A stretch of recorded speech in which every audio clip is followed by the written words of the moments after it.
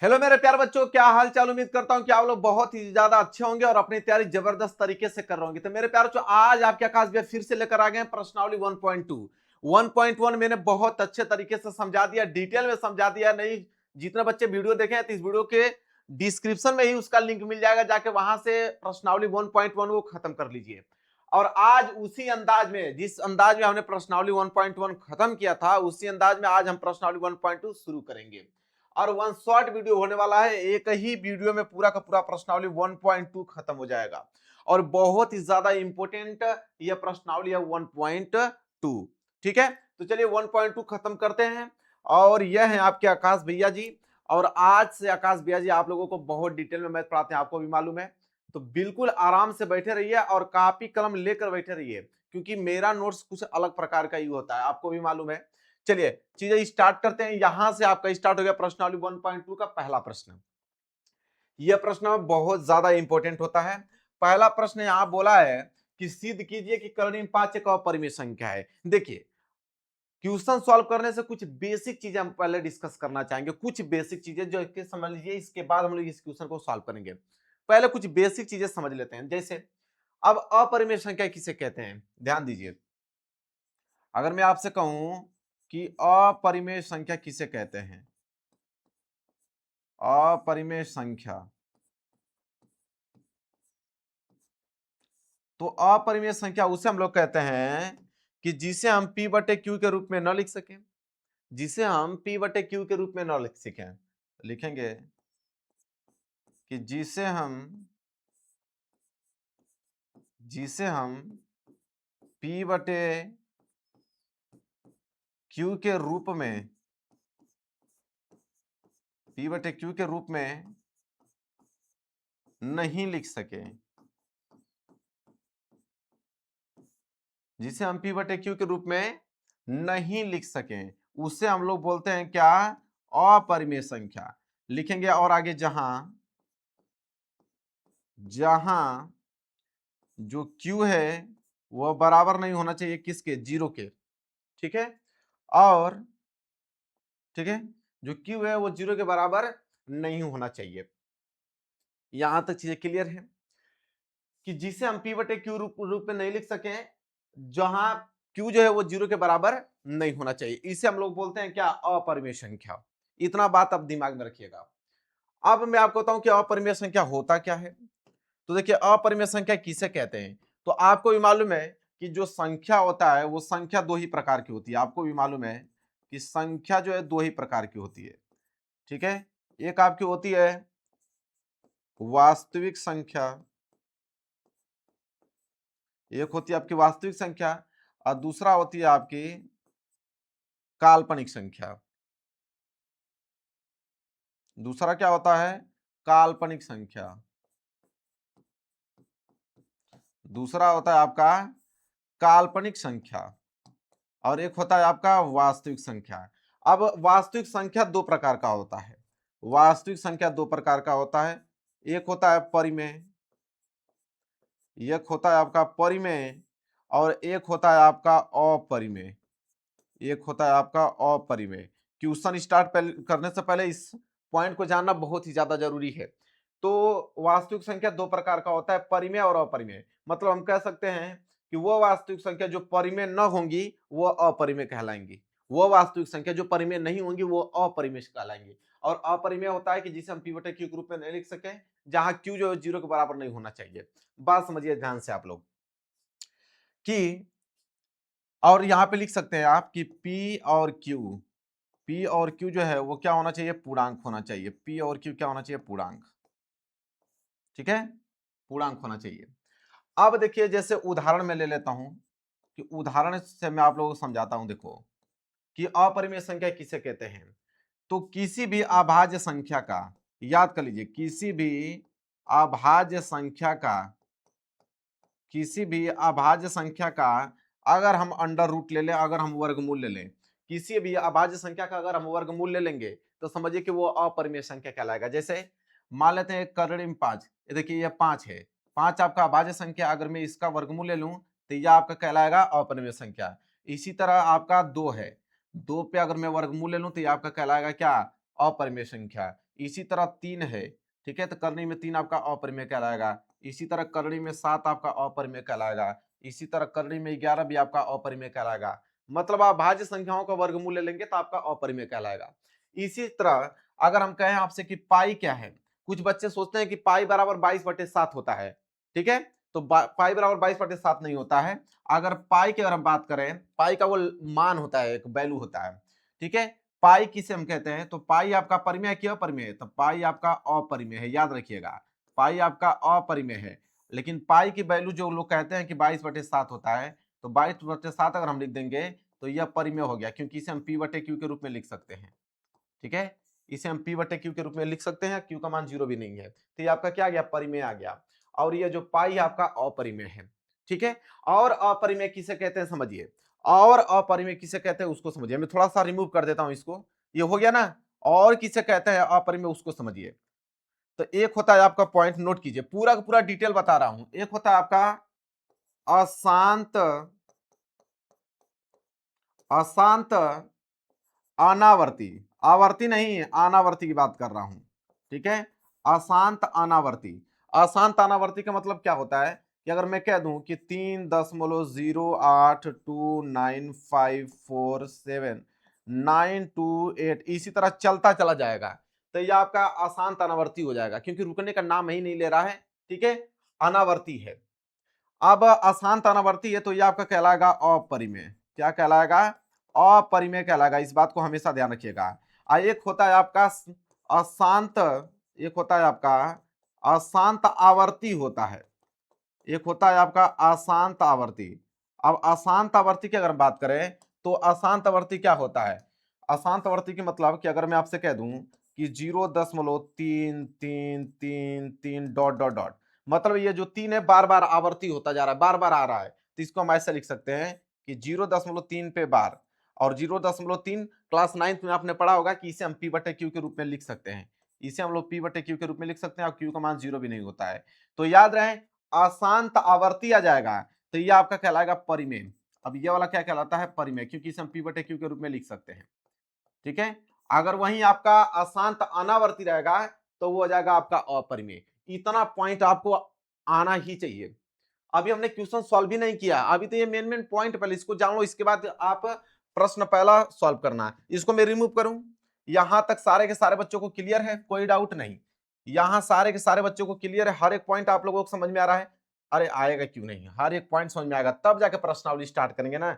हाँ, कुछ चीजें और इंपॉर्टेंट चीज जान लो। देखो, जैसे अगर मैं कहूंगा कि यहां पे अगर मैं कहूं कि प, अगर मैं यहां पे ऐसे लिख दूं प, तब समझ जाइएगा कि परिमेय संख्या की बात कर रहा हूं। अगर मैं प लिख दिया तो आपको समझ लेना है कि यह परिमेय संख्या है, और मैं यहां पे अ लिख दिया तो आप समझ लीजिए कि अपरिमेय संख्या की बात कर रहा हूं मैं, ठीक है। इतना बात आपको दिमाग में फिट होना चाहिए। और कुछ चीजें जो पॉइंट है उसको पहले आप नोट कर लो, क्योंकि बहुत इंपॉर्टेंट है। जैसे अगर कोई परिमेय संख्या है उसमें, ठीक है, कोई परिमेय संख्या है और प्लस परिमेय संख्या है, अगर कोई दो परिमेय संख्या है उसको मैं जोड़ूं चाहे घटाऊं चाहे गुणा करूं चाहे भाग करूं, याद रख लीजिए, अगर कोई दो परिमेय संख्या है, चाहे मैं उसको जोड़ूं घटाऊं गुणा करूं भाग करूं, वह हमेशा आपका परिमेय संख्या ही आएगा। इस बात को दिमाग में एकदम फिट कर लेना, एकदम से दिमाग में आप लोगों को फिट कर लेना। और अगर आपका कोई एक अपरिमेय संख्या है, ठीक है, और एक आपका परिमेय संख्या है, तो एक अपरिमेय एक परिमेय, तो उसको जोड़िए घटाइए गुणा कीजिए चाहे भाग कीजिए, ठीक है, वह हमेशा क्या आएगा, वह हमेशा आपका अपरिमेय आएगा, वह हमेशा आपका अपरिमेय आएगा। इतना बात आपको दिमाग में फिट कर लेना है। और अगर हम बात करें तो अगर कोई एक अपरिमेय संख्या है, ठीक है, और इधर भी आपका अपरिमेय संख्या, ध्यान दीजिएगा, अगर ये भी अपरिमेय संख्या ये भी अपरिमेय संख्या, लेकिन दोनों अलग अलग होना चाहिए, ये भी आपका अलग होना चाहिए, ये जो है आपका अलग होना चाहिए, और यह अपरिमेय संख्या अलग होना चाहिए। इस बात को ध्यान में रखिए, अलग होना चाहिए दोनों का मान, ठीक है। अगर दोनों का मान अलग है तो इसे आप घटाइए, ठीक है, इसे आप क्या कीजिए घटाइए, या इसको आप जोड़िए या इसको आप भाग कीजिए, वह हमेशा क्या आएगा आप लोगों का, ठीक है, या इसे आप क्या कीजिए गुना कीजिए। यह तीनों के तीनों चारों कीजिए, ये क्या आएगा आप लोगों का, अपरिमेय ही आएगा, अपरिमेय। लेकिन दोनों संख्या आपका अलग अलग होना चाहिए। अगर दोनों संख्या सेम आ जाएगा, ठीक है, तब क्या होगा, ध्यान दीजिए, अगर दोनों संख्या सेम आ जाएगा, मान लेते हैं कि यह करणी में 2 है और यह भी करणी में 2 है, दोनों ही अपरिमेय है, दोनों सेम है, जब उसको माइनस कीजिएगा तो यह आ जाएगा 0, और 0 का मतलब यह हो गया परिमेय संख्या, ठीक है। तो अगर दोनों सेम सेम है तो उसको घटाओगे तो परिमेय आएगा। अगर यही संख्या 2 है और इसको हम करणी में 2 से गुणा कर देते हैं तो ये हो जाएगा आप लोगों का, करणी हट जाएगी तो ये हो जाएगा 2, जो कि क्या हो गया, परिमेय संख्या हो गया।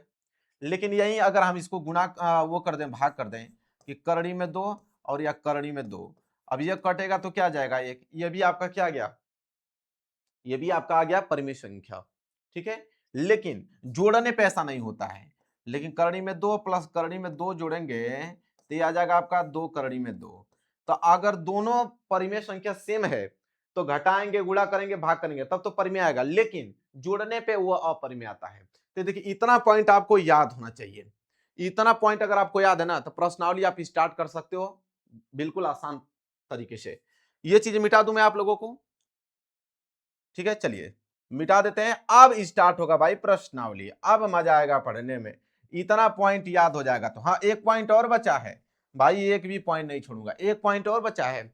एक प्रमेय है, वो कहती है कि अगर कि पी स्क्वायर, देखिए बात समझिए, अगर पी स्क्वायर 2 से विभाजित है, अगर पी स्क्वायर 2 से क्या हो जा रही है, विभाजित हो जा रही है, तो यह पी भी जो होगा वो 2 से विभाजित होगा, ये पी भी जो होगा 2 से विभाजित होगा, ये नियम कहती है।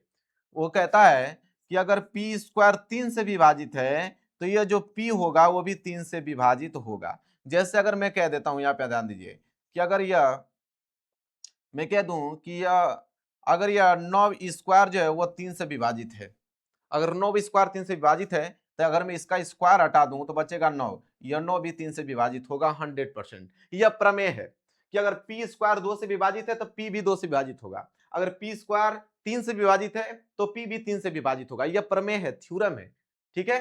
अब स्टार्ट करेंगे आपका यहां से चैप्टर, ठीक है। प्रश्नावली 1.2 का ये रहा क्वेश्चन नंबर फर्स्ट, समझ में आ गया। इतना बेहतरीन तरीके से कोई नहीं बताया होगा आप लोगों को, और डायरेक्ट कुछ बच्चे क्या करते हैं, कुछ टीचर ऐसे होते हैं वो स्टार्ट कर देते हैं प्रश्नावली, बच्चों को क्या होता है समझ में आता ही नहीं कि ये चीजें कैसे हुआ, यह प्रमेय कैसे हो गया, यह अपरिमेय परिमेय कैसे गुणा कर रहे हैं, घटा रहे हैं, उनको समझ नहीं आता है। लेकिन अब समझ में आ जाएगा क्योंकि मैंने सब कुछ बता रखा है। हाँ चलिए स्टार्ट करते हैं कि सिद्ध कीजिए कि करणी में 5 एक अपरिमेय संख्या है। ये क्वेश्चन दे दिया कि सिद्ध कीजिए कि करणी में 5 अपरिमेय संख्या है। अब इसे हमें किसी न किसी तरह परिमेय संख्या बनाना है। पहले हम इसे परिमेय संख्या बनाएंगे, परिमेय संख्या बनाते बनाते इसको गलत साबित कर देंगे कि अरे भाई ये तो परिमेय संख्या है ही नहीं। जब परिमेय संख्या नहीं होगा तो ऑटोमेटिक लास्ट में लिख देंगे कि अपरिमेय है। ये थ्योरम होता है, इसका नियम होता है, कैसे सॉल्व किया जाता है वो देखिए। तो इसको हम लोग लिखेंगे यहां से लिखना प्रारंभ करेंगे क्योंकि ये बोर्ड ही पूरा का पूरा भर जाएगा।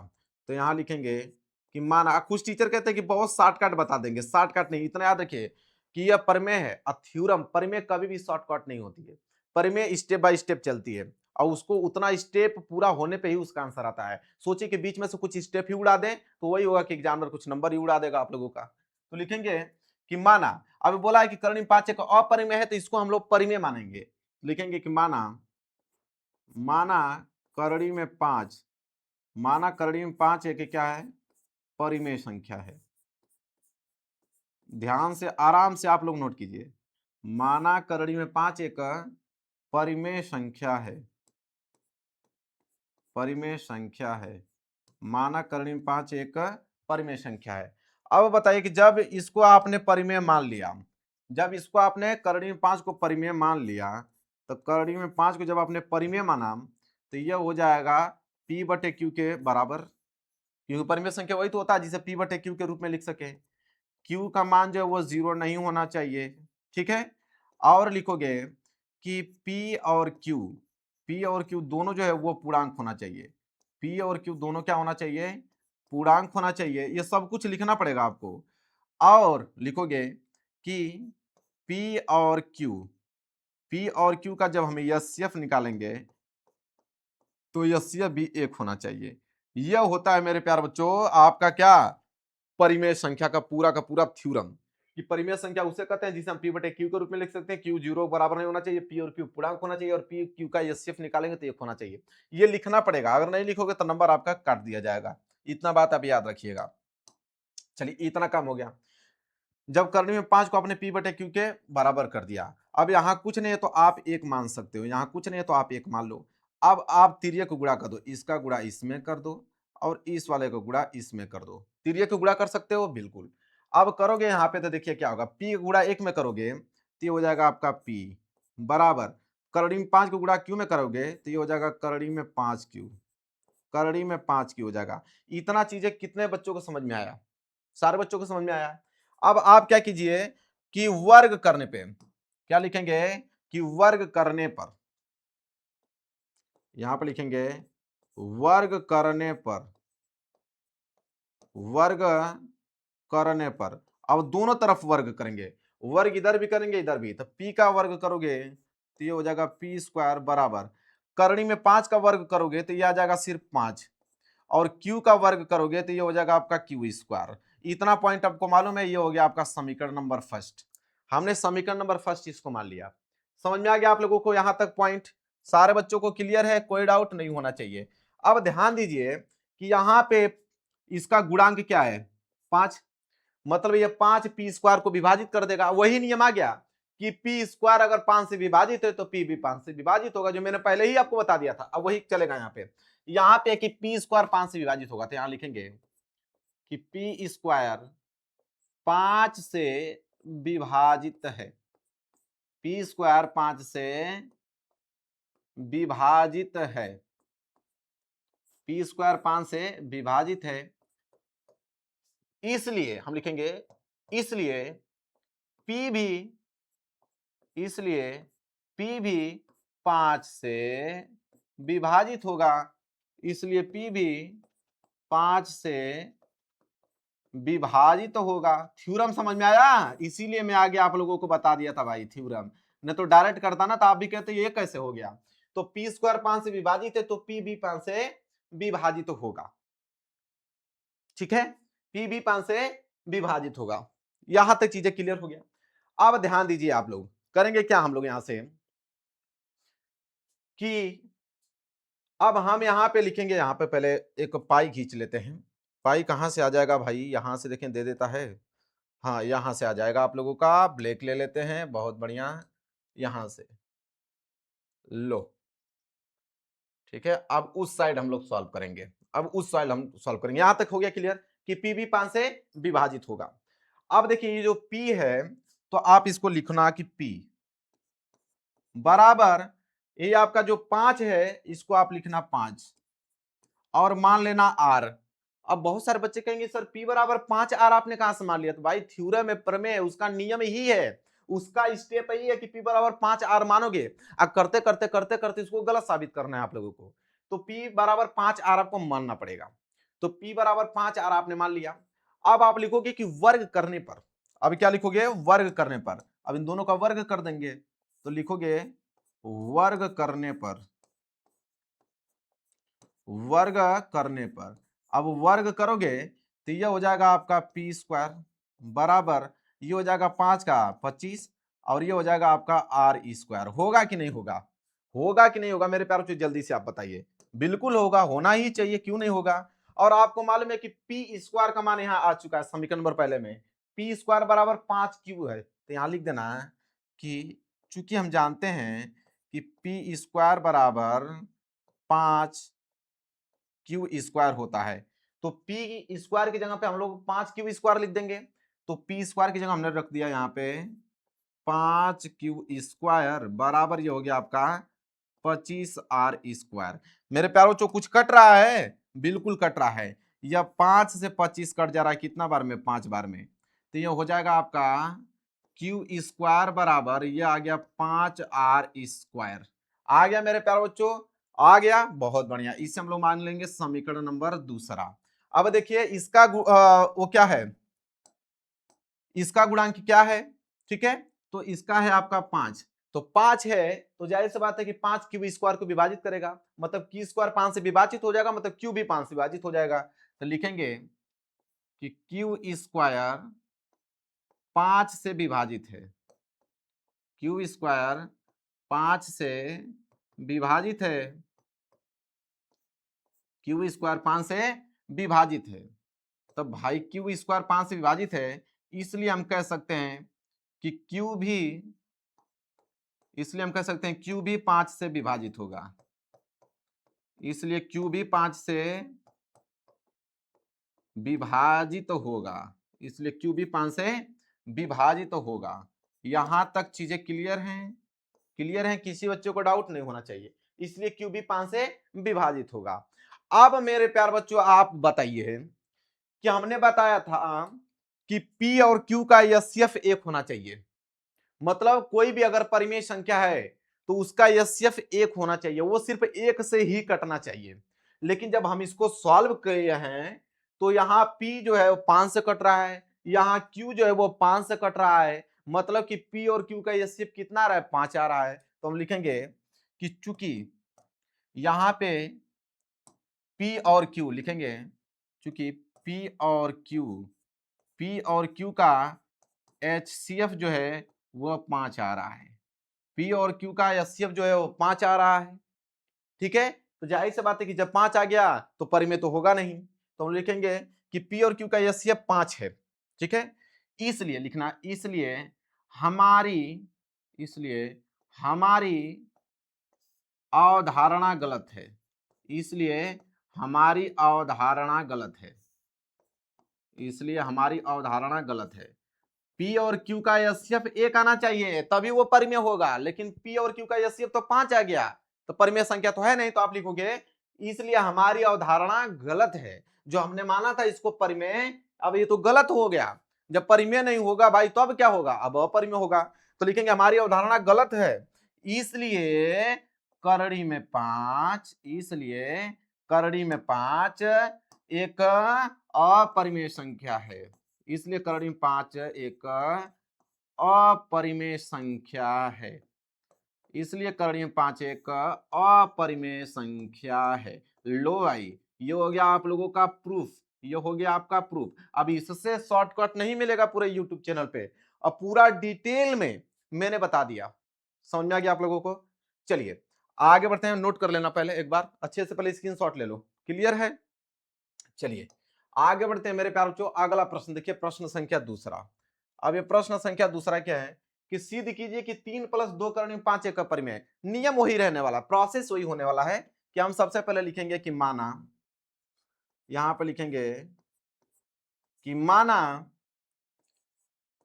3 + 2 करड़ी में 5, माना 3 + 2 करड़ी में 5 एक परिमेय संख्या है, एक परिमेय संख्या है। इसको हम लोग मानेंगे कि माना 3 + 2 करड़ी में 5 एक परिमेय संख्या है। जब आपने इसको परिमेय मान लिया तब तो ये P/Q के बराबर होगा, तो लिखेंगे कि 3 + 2 करड़ी में 5 जो है, 3 + 2 करड़ी में 5 यह बराबर होगा किसके? P/Q के बराबर होगा। और यहाँ लिखना पड़ेगा आपको Q जो है वो 0 के बराबर नहीं होना चाहिए, और आपको लिखना पड़ेगा कि P और Q जो है वो क्या होना चाहिए? पूर्णांक होना चाहिए। P और Q क्या होना चाहिए? पूर्णांक होना चाहिए। और आप लिखिए यहाँ पे कि P और Q का अगर हम एचसीएफ निकालें तो P और Q का एचसीएफ भी कितना होना चाहिए? 1 होना चाहिए। यह होता है परिमेय संख्याओं का। ठीक है, इतना प्रोसेस आपको तो किसी कीमत पे लिखना ही है ताकि एग्जामिनर एक नंबर ना कट पाए।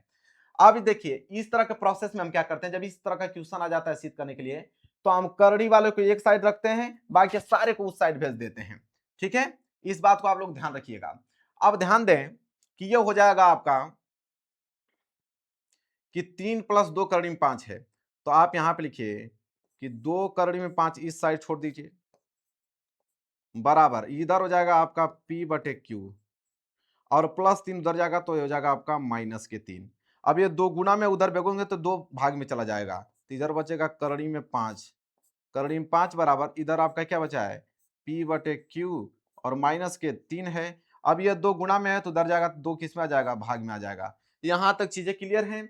यहां तक चीजें क्लियर है, किसी को दिक्कत नहीं होना चाहिए मेरे प्यारों। यहां तक आपको समझ में आ गया? अब देखिए ध्यान से आप लोग, यहां तक आ गया। मैंने आप लोगों से बताया था कि P बटे Q क्या है, परिमेय। अब इस परिमेय में हमने एक परिमेय को घटा दिया, तो मैंने कहा था कि परिमेय में से परिमेय को घटाएंगे तो परिमेय आएगा। और बटे में क्या है, 2, ये भी परिमेय है। मतलब कि ये पूरी की पूरी संख्या परिमेय हो गया, और परिमेय में हम परिमेय संख्या का भाग दे रहे हैं, तो परिमेय में जब हम परिमेय संख्या का भाग देते हैं तो वो परिमेय ही आता है। मतलब इस साइड परिमेय है, तो हम लिखेंगे यहां पे कि चूंकि, लिखेंगे चूंकि P बटे Q और माइनस के 3 बटे 2, ठीक है, एक परिमेय संख्या है, एक परिमेय संख्या है, एक परिमेय संख्या है। कैसी संख्या है, परिमेय संख्या, ठीक है। इसलिए हम जानते हैं कि ये तो परिमेय हो गया, लेकिन हम जानते हैं कि करड़ी में 5 एक अपरिमेय है। अभी हमने सिद्ध करके आया है कि करड़ी में 5 एक अपरिमेय, लेकिन लिखेंगे इसलिए हम जानते हैं, इसलिए हम जानते हैं, इसलिए हम जानते हैं कि, हम जानते हैं कि करड़ी में 5, करड़ी में 5 एक, करड़ी में 5 एक अपरिमेय संख्या है, करड़ी में 5 एक अपरिमेय संख्या है, अपरिमेय संख्या है। दिख रहा है ना आप लोगों को, अपरिमेय संख्या, देखें दिख रहा है कि नहीं, दिख रहा है, अपरिमेय संख्या है। अब आप ही बताइए कि परिमेय संख्या और अपरिमेय संख्या आपस में बराबर हो सकता है, कभी नहीं हो सकता है। तो आप लिखेंगे अगली लाइन यहाँ पे कि हमें मालूम है भाई कि ये परिमेय था और यह अपरिमेय था, तो लिखेंगे यहाँ पे हम लोग लाइनिंग ले लेते हैं एक, ठीक है, यहाँ पे हम लोग एक लाइनिंग ले लेते हैं। क्लियर है, चलिए अब लिखेंगे यहाँ पे कि इसलिए हम कह सकते हैं कि करड़ी में 5 जो है वह बराबर नहीं है किसके, P बटे Q और माइनस 3 और बटे में 2 के, ये आपस में बराबर नहीं है, ठीक है, ये आपस में बराबर नहीं है, परिमेय है आपका अपरिमेय, आपस में बराबर नहीं है, ठीक है। इसलिए हमारी अवधारणा, इसलिए हमारी अवधारणा गलत है, इसलिए हमारी अवधारणा गलत है। इसलिए यहां पे हम लिख सकते हैं 3 + 2 करड़ी में 5 एक अपरिमेय संख्या है, एक अपरिमेय संख्या है, एक अपरिमेय संख्या है, एक अपरिमेय संख्या है। लो, कंप्लीट मेरे प्यार बच्चों, इतना आसान तरीका कोई नहीं बताया होगा आप लोगों को, इतना आसान और इतना डिटेल में कोई आप लोगों को एक्सप्लेन नहीं किया होगा। चीजें क्लियर हैं, चलिए मेरे प्यार बच्चों आगे बढ़ते हैं। अब ये रहा तीसरा प्रश्न। तीसरा प्रश्न क्या बोला है कि सिद्ध कीजिए कि निम्नलिखित संख्याएं अपरिमेय, वही आपको सिद्ध करना है। 3 पार्ट दिया है, पहले हम पहले पार्ट को सॉल्व करते हैं, 1 बटे करड़ी में 2 को, तो वही चीज लिखेंगे कि माना, लिखेंगे कि माना, माना 1 बटे करड़ी में 2 एक परिमेय संख्या है, एक परिमेय संख्या है, इसको हम लोग क्या मान लेंगे, परिमेय मान लेंगे। स्टेप आप जानते ही हो कि आगे क्या करना है, परिमेय संख्या है, स्टेप आपको मालूम है कि आगे क्या करना है। यहां तक चीजें क्लियर हैं, क्लियर है, कोई डाउट नहीं। थोड़ा सा यहाँ पे एक दिक्कत हो गया, उसको मैं सही कर लेता हूं। हाँ, मेरा जो लाइट था वो नीचे गिर गया था, इसलिए फोकस सही नहीं है यहाँ पर, अब सही है। तो माना कि 1 बटे करड़ी में 2 एक परिमेय संख्या है, ठीक है। जब इसको आपने परिमेय संख्या मान ही लिया तो जाहिर सी बात है P बटे Q के बराबर होगा, तो ये हो जाएगा आपका 1 बटे करड़ी में 2 बराबर, ये हो जाएगा P बटे Q, जहां लिखेंगे कि जहां Q जो है वो 0 नहीं होना चाहिए, P और Q क्या होना चाहिए, P और Q पूर्णांक होना चाहिए, P और Q क्या होना चाहिए, P और Q पूर्णांक होना चाहिए। और P और Q का अगर हम एचसीएफ निकालें तो P और Q का एचसीएफ जब निकालेंगे तो P और Q का एचसीएफ क्या होना चाहिए, 1 होना चाहिए। यह है शर्त। अब आगे देखिए, इतना काम हो गया, ध्यान दीजिए, इतना काम आप लोगों का हो गया। अब आप क्या कर सकते हो यहाँ पे, अब मेरे प्यार बच्चों एक बात है, ध्यान दीजिएगा आप लोग कि अब हम क्या कर सकते हैं, इसका तिर्यक गुणा कर सकते हैं। यहाँ पे इसको हम तिर्यक का गुणा कर सकते हैं, बिल्कुल, या तो आप चाहोगे तो इसे पलट भी सकते हो, अगर आप चाहो तो इसे आप पलट भी सकते हो। कैसे, देखिए, चलिए तिर्यक गुणा करके देख लेते हैं क्या दिखेगा, कोई फर्क नहीं पड़ने वाला है। इसका मल्टीप्लाई इसमें कर दीजिए और इसका मल्टीप्लाई इसमें कर दीजिए, तो ये हो जाएगा आप लोगों का क्यू बराबर क्यू, मतलब क्यू का गुणा में करोगे तो क्यू, और इसका गुणा करोगे तो हो जाएगा करड़ी में 2, और ये हो जाएगा आप लोगों का पी। हो जाएगा कि नहीं? हो जाएगा। अब ध्यान दीजिए आप लोग, यहां पे एक चीज समझना है हम लोगों को, ठीक है? अब ये हो जाएगा यहाँ पे Q बराबर करड़ी में 2P। अब ये वो वाला मैटर हो गया करड़ी में 5 वाला का, ठीक है? अब वही काम करोगे कि दोनों को क्या कर दोगे, वर्ग करने पे, दोनों को क्या कर दोगे, वर्ग करने पे, ठीक है? यहां आप लिखोगे दोनों का वर्ग करने पे, लिखते हैं दोनों का, दोनों का वर्ग करने पे, दोनों का वर्ग करने पर, लो भाई, जब दोनों का वर्ग करोगे तो ये हो जाएगा आपका क्यू स्क्वायर बराबर, करनी में 2 का वर्ग करोगे तो करनी हट जाएगी, मतलब 2, अब इसका करोगे तो हो जाएगा पी स्क्वायर। हो जाएगा कि नहीं मेरे प्यारे बच्चों? हो जाएगा। अब वही मैटर हो गया कि यहाँ पे जो दो गुणांक है, तो वो हो जाएगा आपका, मतलब कि 2 जो है क्यू स्क्वायर को विभाजित कर रहा है, मतलब क्यू स्क्वायर 2 से विभाजित होगा, वही वाला मैटर, करनी में 5 वाला का मैटर आ गया। तो आप लिखोगे कि क्यू स्क्वायर 2 से विभाजित है, क्यू स्क्वायर 2 से विभाजित है, क्यू स्क्वायर 2 से विभाजित है, ठीक है? तो इसलिए हम कहेंगे कि क्यू भी 2 से विभाजित होगा, इसलिए क्यू भी 2 से विभाजित होगा। कह सकते हैं कि नहीं मेरे प्यारे बच्चों? बिल्कुल कह सकते हैं, जैसे करनी में 5 को हमने कहा था, ठीक है? विभाजित तो होगा। क्लियर है? यहां तक समझ में आ गया आप लोगों को? चलिए, कि क्यू स्क्वायर बराबर 2 पी स्क्वायर। अब यहां से हम क्या करेंगे, वो ले लेते हैं, लाइनिंग ले लेते हैं। लो भाई, यहां पे हम लाइनिंग ले लेते हैं ताकि इधर सॉल्व करते हैं हम लोग। देखिए, अब हमें यह क्यू है तो यहां मानेंगे क्यू बराबर, यहां पे 2 है तो हम मानेंगे 2 और मानेंगे आर, तो क्यू बराबर 2 आर आ गया। जैसे करनी में 5 को हम सॉल्व कर रहे थे तो क्यू बराबर 2 आ गया। अब इसमें लिखेंगे कि दोनों का वर्ग करने पे, दोनों का वर्ग करने पे, दोनों का वर्ग करने पे, तो दोनों का जब वर्ग करोगे तो करके देख लीजिए, जब वर्ग करोगे मेरे प्यारे बच्चों तो यह आ जाएगा आपका क्यू स्क्वायर बराबर, यह आपका आ जाएगा 2 दूनी के 4 आर स्क्वायर आ जाएगा। चूंकि हम जानते हैं कि क्यू स्क्वायर बराबर होता है यहाँ पे करनी में क्यू स्क्वायर बराबर 2 पी स्क्वायर, 2 पी स्क्वायर, यही होता है। तो हम क्यू स्क्वायर की जगह पे 2 पी स्क्वायर लिख देंगे, तो ये हो जाएगा आपका 2 पी स्क्वायर बराबर, ये हो जाएगा आपका, इसको कोष्टक में पैक कर दीजिएगा ताकि एग्जामिनर को मालूम चल पाए कि आपने ऐसा क्यों किया है। तो 2 पी स्क्वायर बराबर ये हो जाएगा आपका 4 आर स्क्वायर। होगा यहां तक सारे बच्चों को क्लियर है? बिल्कुल। चलिए, अब यहां पे ध्यान दीजिए, कुछ कट रहा है, बिल्कुल, तो ये 2 दूनी के 4, 2 बार में कट रहा है, मतलब पी स्क्वायर बराबर आ जा रहा है आपका 2 आर स्क्वायर। क्लियर है? इसे हम समीकरण नंबर दूसरा मान लेंगे। अब आपको मालूम है कि यहाँ पे गुणांक क्या है, 2, तो जाहिर सी बात है कि पी स्क्वायर 2 से विभाजित होगा, तो आप लिखना कि पी स्क्वायर 2 से विभाजित है, पी स्क्वायर 2 से विभाजित है, पी स्क्वायर 2 से विभाजित है, इसलिए हम कहेंगे कि पी भी 2 से विभाजित होगा, इसलिए पी भी 2 से विभाजित होगा, इसलिए पी भी 2 से विभाजित होगा। यहां तक सारे बच्चे को क्लियर है? सारे बच्चों को क्लियर है कि पी भी 2 से विभाजित होगा। अब हम निष्कर्ष यहां ये निकालेंगे, अब हम निष्कर्ष यहां ये निकालेंगे, ध्यान समझिए।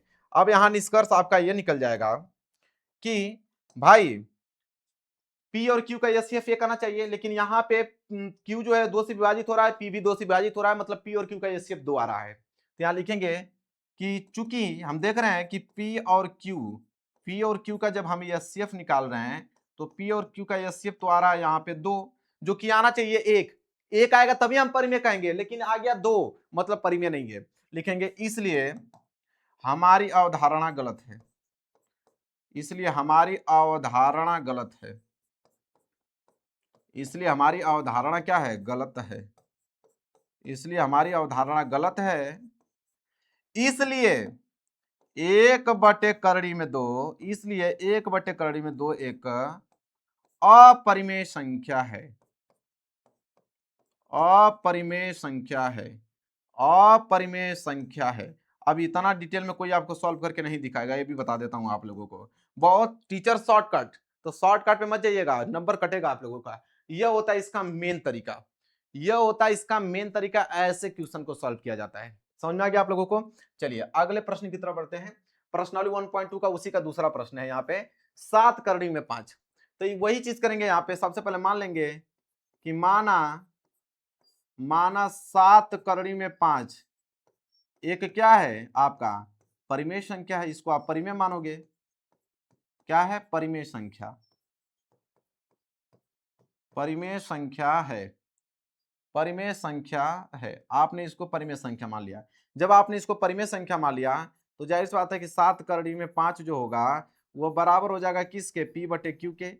और आपको भी मालूम है कि Q का मान 0 नहीं होना चाहिए। ये आपको भी मालूम है कि P और Q पूर्णांक होना चाहिए। ठीक है, ये सब कुछ लिखना है आपको एग्जाम में, इतना याद रखिएगा। ठीक है, इसके बाद आपको ये भी लिखना है कि P और Q का अगर हम HCF निकालें तो HCF 1 होगा, तभी वो परिमेय संख्या कहलाएगा। इतना पॉइंट तो सबको ही लिखना है। ठीक है, ध्यान दीजिए। अब यहाँ पे क्या करोगे आप कि करड़ी में 5 को इस साइड रखोगे, 7 को उस साइड भेज दोगे, तो ये हो जाएगा आपका करड़ी में 5 बराबर ये आपका P बटे Q। अब ये 7 इधर गुणा में है। ठीक है, उधर जाएगा तो 7 किस में हो जाएगा, भाग में। ठीक है, 7 इधर गुणा में उधर जाएगा तो 7 भाग में हो जाएगा, मतलब ये 7 यहां जुड़ जाएगा, 7Q। क्लियर है, 7Q होगा कि नहीं होगा, बिल्कुल होगा। अब देखिए ध्यान से कि यह आपका P बटे Q के रूप में लिख दिया। अब यह क्या है आपका परिमेय, यह आपका क्या है, परिमेय है। और यह क्या है आपका अपरिमेय है। तो हम लिखेंगे यहां पे कि P बटे 7Q एक परिमेय संख्या है। एक परिमेय संख्या है। एक कैसा है, परिमेय संख्या है। चूंकि यहां लिखेंगे चूंकि हम जानते हैं, चूंकि हम जानते हैं, लिखेंगे चूंकि चूंकि हम जानते हैं, चूंकि हम जानते हैं कि इधर आपका करड़ी में 5 है। चूंकि हम जानते हैं कि करड़ी में 5 एक अपरिमेय संख्या है। चूंकि हम जानते हैं करड़ी में 5 एक अपरिमेय संख्या है। अपरिमेय संख्या है। अपरिमेय संख्या है। ठीक है, तो यह आपका परिमेय हो गया, यह अपरिमेय है। तो जाहिर सी बात है आपस में तो बराबर कभी नहीं होगा। आपस में बराबर तो कभी नहीं होगा। तो भी आप लिखेंगे कि इसलिए करड़ी में 5 बराबर नहीं होगा इधर P बटे 7Q के, कभी बराबर नहीं होगा, क्योंकि एक परिमेय है, एक आपका अपरिमेय है। इसलिए यहां लिखेंगे, इसलिए हमारी अवधारणा गलत है। इसलिए हमारी अवधारणा जो है वह क्या है, गलत है। इसलिए हमारी अवधारणा गलत है। इसलिए हम यह कह सकते हैं कि यहाँ पे 7 और करड़ी में 5 जो है एक कैसा है, एक अपरिमेय संख्या है। एक अपरिमेय संख्या है। एक कैसा है, अपरिमेय संख्या है। लो भाई, यहाँ पे प्रूफ करके हमने दिखा दिया बिल्कुल अच्छे तरीके से। क्लियर है, नोट कर लीजिए, बिल्कुल आसान होगा। अब इसका लास्ट प्रश्न देख लो, क्या आ गया कि 6 प्लस करड़ी में 2। वही काम करेंगे मेरे प्यारों से, सबसे पहले मानेंगे। चलिए मान के दिखाते हैं। तो ये हो जाएगा आपका कि माना, लिखेंगे कि माना 6 प्लस करड़ी में 2, माना 6 प्लस करड़ी में 2 एक परिमेय संख्या है। एक परिमेय संख्या है। एक परिमेय संख्या है। क्लियर है, चलिए एक परिमेय संख्या हमने मान लिया कि 6 प्लस करड़ी में 2 एक परिमेय संख्या है। तो अगर हमने इसको परिमेय संख्या मान लिया तो ये हो जाएगा 6 प्लस करड़ी में 2 बराबर होगा P बटे Q के। Q का मान यहाँ पे 0 नहीं होना चाहिए। और एक पॉइंट मेंशन करेंगे कि P और Q क्या होना चाहिए, पूर्णांक। तो P और Q हो गया यहाँ पे पूर्णांक। पूर्णांक। और एक चीज मेंशन करेंगे कि P और Q का जो HCF होना चाहिए, अगर मैं इसका HCF निकालूं तो HCF एक होना चाहिए।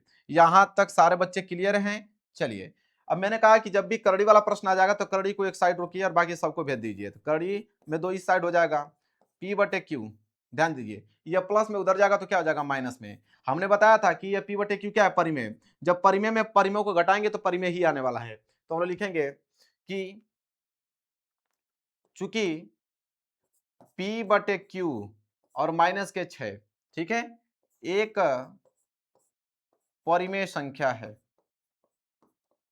एक परिमेय संख्या है, एक परिमेय संख्या है।